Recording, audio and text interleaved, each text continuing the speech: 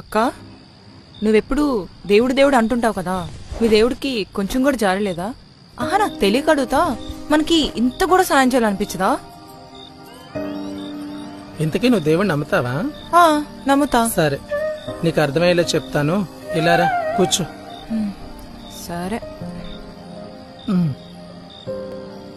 ద్రౌపది వస్త్రాభరణం జరిగేటప్పుడంట దుశ్శాసనుడు ద్రౌపది చీర లాగుతుంటే ద్రౌపది తన చీర కొంగు పట్టుకుని కృష్ణ కృష్ణ నరవటం మొదలు పెట్టిందంట. కాని వెంటనే కృష్ణుడు రాలేదంట. ద్రౌపది బాగా ఆలోచించి తన చీర కొంగు వదిలేసి తన 2 చేతులు పైకి లేపి మనస్ఫూర్తిగా కృష్ణ అని పిలిచిందంట. అప్పుడు శ్రీకృష్ణుడు చీర పంపించాడు.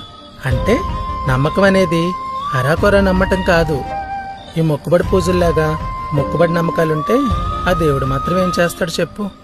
నువ్వు మనస్ఫూర్తిగా దేవుణ్ణి అడుగు, నీకు తప్పకుండా సాయం చేస్తాడు.